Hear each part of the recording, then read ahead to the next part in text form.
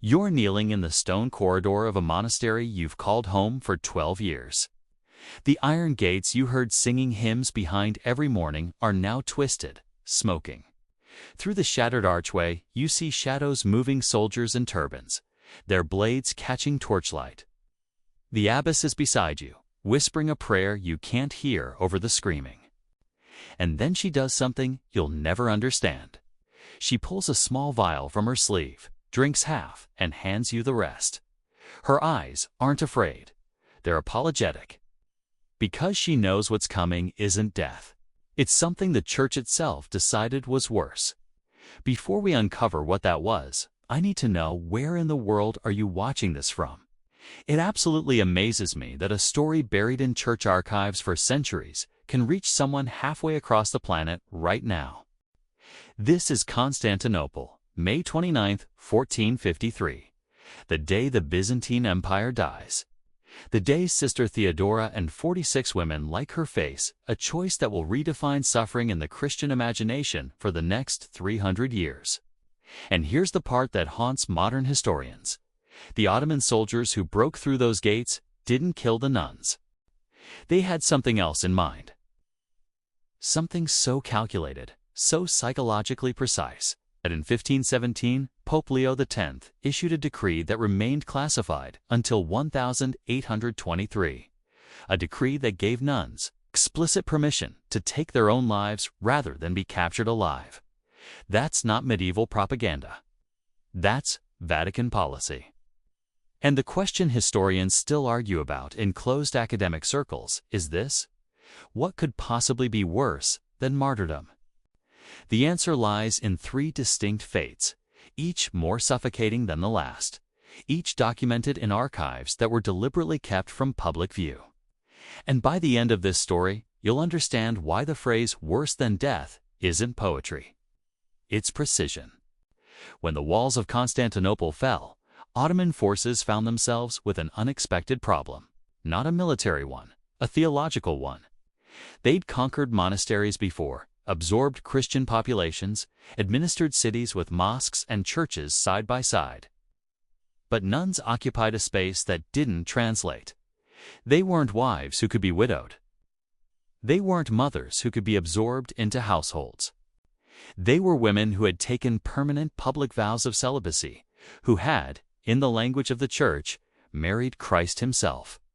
They represented the ultimate refusal of the social order Islam prescribed: marriage, motherhood, the structure of family. And that refusal, in the eyes of Ottoman administrators, wasn't just theological defiance. It was an ongoing act of resistance. So the governors developed solutions, not random cruelty, systematic, legal, documented solutions. And the first one unfolded inside the highest walls in the empire. The Topkapi Palace in Istanbul housed the imperial harem, a world of silk, politics, and absolute secrecy. Between 300 and 500 women lived there at any given time. Concubines, yes. But also servants, tutors, musicians, administrators. And according to Venetian diplomatic reports from the 1520s, a category that ambassadors described with visible discomfort: monach nuns. But here's where the psychological architecture of this punishment becomes clear. These women weren't brought there to become concubines. They were brought there to serve them. Imagine you are Sister Theodora.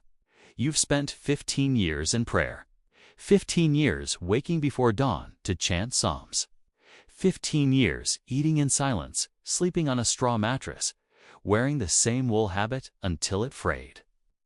Your hands know the weight of rosary beads better than they know the shape of another human's touch. And now you're standing in a chamber lined with mirrors and perfume, holding a silk robe, waiting for a woman 20 years younger than you to finish bathing so you can dress her. Dress her for the Sultan.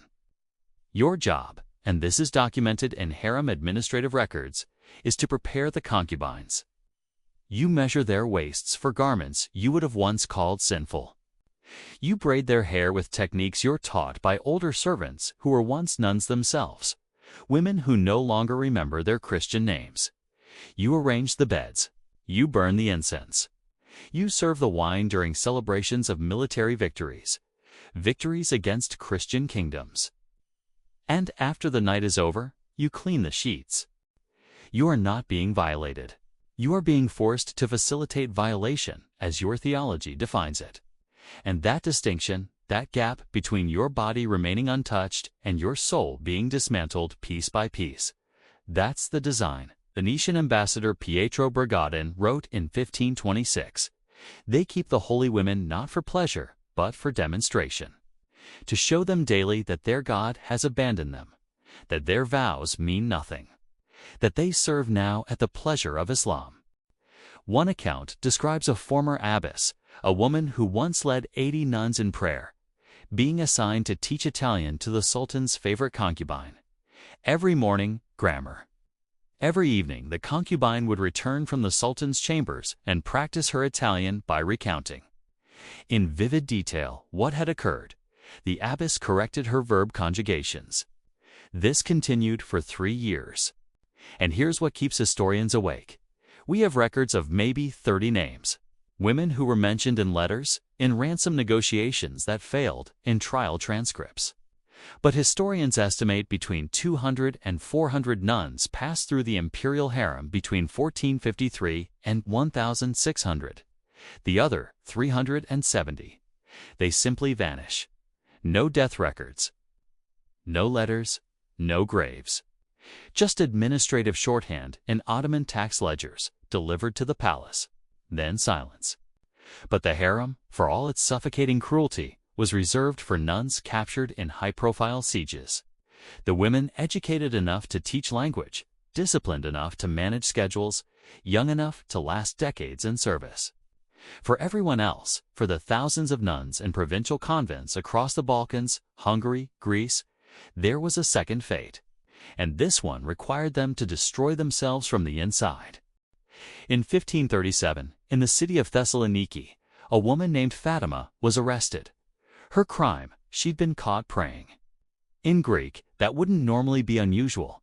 Plenty of Christians lived openly in Ottoman cities, paying the jizya tax, practicing their faith. But Fatima wasn't Christian. Not officially. 7 years earlier, she'd publicly converted to Islam. Her neighbors knew her as a devout Muslim woman. She made Turkish coffee. She covered her hair. She even recited Quranic verses at community gatherings. But someone had seen her through a window one night, crossing herself, and that changed everything. Because Fatima's real name was Sister Maria, and her trial transcript, still preserved in Ottoman archives, reveals a shadow world that thousands of nuns inhabited, a world the Church later declared was worse than martyrdom. When Ottoman forces conquered Balkan monasteries, they offered 3 options: convert to Islam, pay the jizya, and live as dhimmi, or face execution. For most nuns, the choice was paralyzing. Public conversion meant damning your immortal soul. But refusal meant abandoning the younger sisters who might choose to convert, leaving them alone, vulnerable, without guidance. So they developed a third option, one the Vatican never officially acknowledged but quietly understood. They converted publicly, and they worshipped in secret. By day, you are Fatima. You've memorized the Shahada. You pray 5 times, or at least you bow at the right times. Mouth the Arabic you've phonetically learned. You've studied enough Quran to answer basic questions. You know how to deflect when conversations go deeper. You've learned the rhythm of a culture that isn't yours, adopted the gestures, the greetings, the posture. You're so convincing that your neighbors invite you to weddings, ask for your advice, trust you. But by night, you're Sister Maria. You have a wooden cross no bigger than your thumbnail sewn into the hem of your sleeve. You meet in basements with other women whose Muslim names you know, but whose Christian names you whisper like passwords. You pray in Greek so quietly that even you can barely hear it. And every single morning you wake up unsure which version of yourself is the lie. This is what Sister Maria had been doing for 7 years. 7 years of double memory, double language, double fear. And the psychological cost is there in her trial testimony, recorded by the judge with clinical precision. When asked why she kept the cross, she answered, and this is translated from Ottoman Turkish. I don't know. I am a good Muslim, but I am also what I was before. I don't know how to be only one. The penalty for apostasy for a Muslim who returns to Christianity wasn't execution. It was impalement, not beheading, which is quick, not hanging, which takes minutes. Impalement, designed to take hours, sometimes days. Because the message wasn't "don't be Christian," it was "don't pretend to be Muslim while being Christian."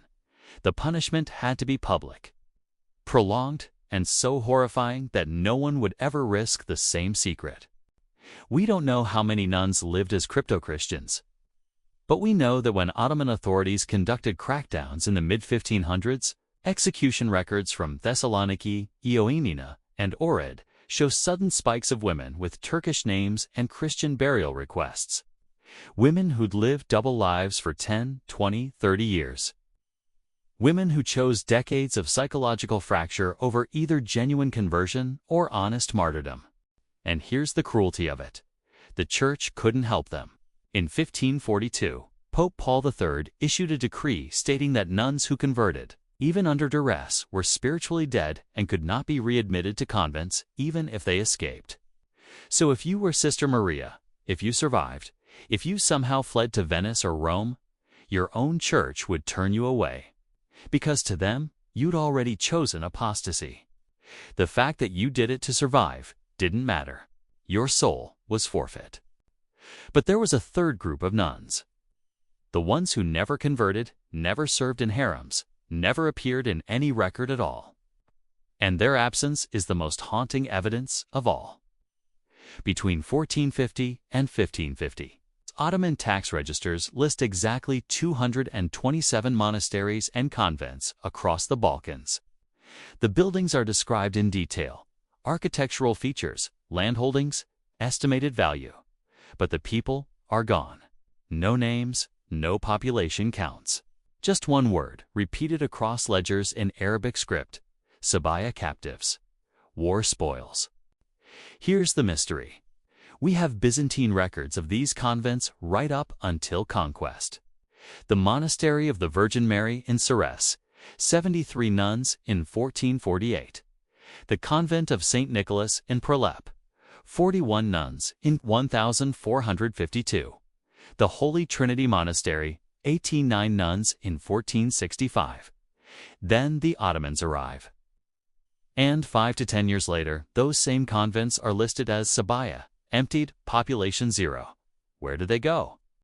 Refugee records from Venice, Hungary, Poland, all meticulously documented, show almost no Orthodox nuns arriving from newly conquered territories. Battle chronicles, which loved recording martyrdom stories, are nearly silent. And if they converted and scattered, we'd see demographic evidence, spikes in marriages, births with Christian maternal lineage. But we don't. In 2003, a Serbian church ledger from 1481 was discovered in the Hilendor Monastery archives. It lists 17 convents by name. Next to each population delivered 2 governors per Sultan's decree. Not killed, not converted, not freed. Delivered provincial governors, the beys and pashas ruling conquered territories far from Istanbul, operated with brutal autonomy. And when they received deliveries of nuns, these women had specific value. They were literate, useful as scribes. They were celibate, meaning no pregnancies or nursing infants. They could work immediately. They were accustomed to obedience, hierarchy, communal living. And perhaps most cynically, they had no families to ransom them, no husbands to start blood feuds, no children to grow up seeking revenge. They were, in the cold logic of medieval conquest, perfect slaves. Venetian merchant accounts from the early 1500s describe seeing Christian holy women in white serving in the households of local pashas. Always brief mentions, always in passing, never with names. As if these women existed in a documentary shadow, real enough to glimpse, but never quite in focus. And then there's the genetic evidence. In the 1990s, studies of Turkish and Balkan populations revealed something unexpected. Significant maternal haplogroups, genetic markers passed mother to child, showing Greek, Serbian and Bulgarian ancestry in regions where Ottoman harems operated. Despite those areas having almost no voluntary intermarriage between Christians and Muslims, the implication is unavoidable. Christian women bore children to Ottoman men in numbers large enough to leave permanent genetic shadows. And this brings us back to Sister Theodora. Because in 1492, 39 years after Constantinople fell, a letter was smuggled out of Edirne, written on pages torn from a gospel book. The handwriting is Greek. The content is a nightmare. It begins, "To my sisters in Christ, if any still live.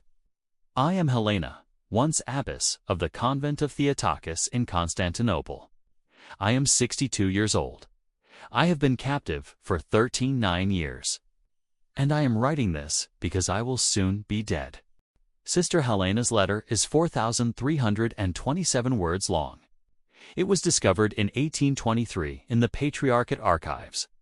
Filed under Testimonies of the Fallen, for 331 years, it had been read by exactly 11 people, all senior church officials, and classified as too disturbing for historical record.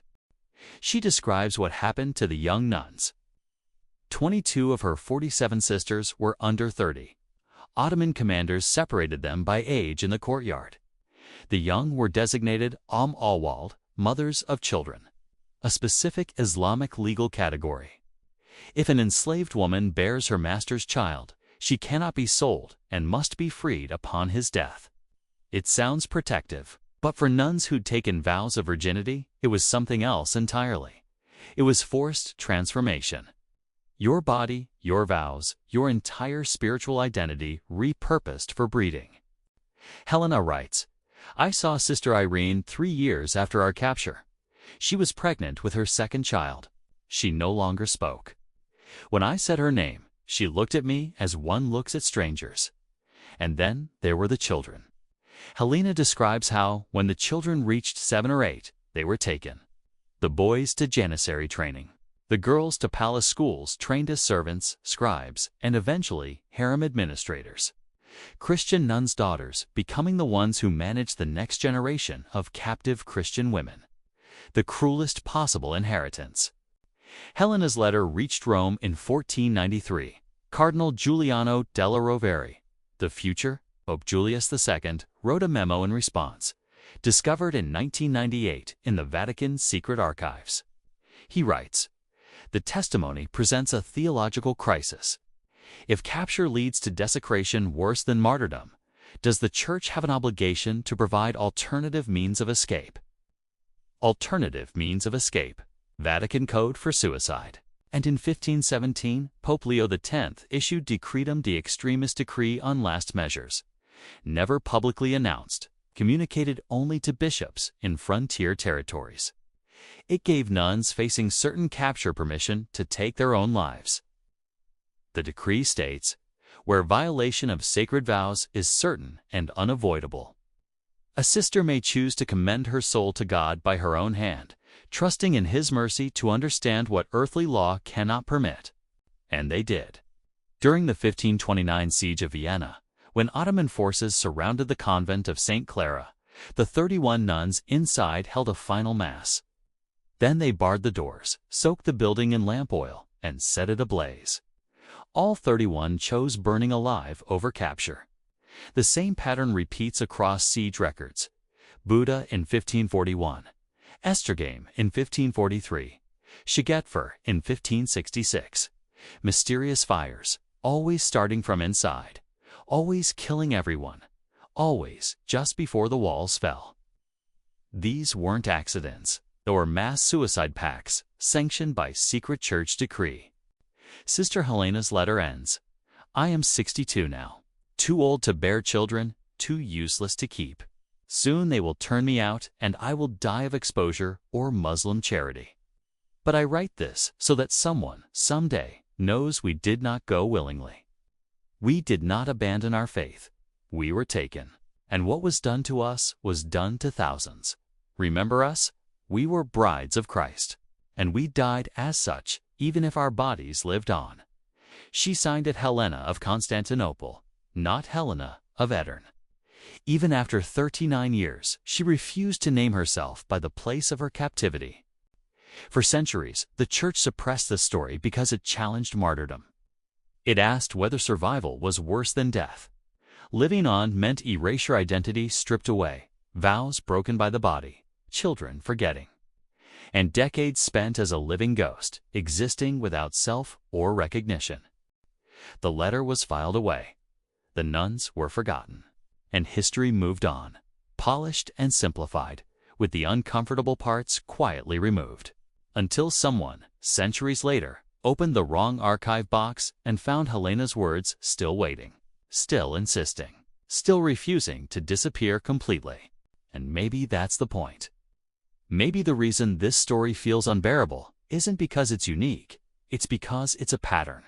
Conquest has always known that the cruelest victories aren't written in blood, they're written in silence.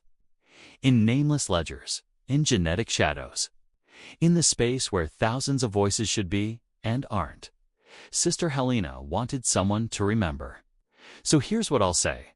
500 years too late, we remember. And we won't let your story be buried again.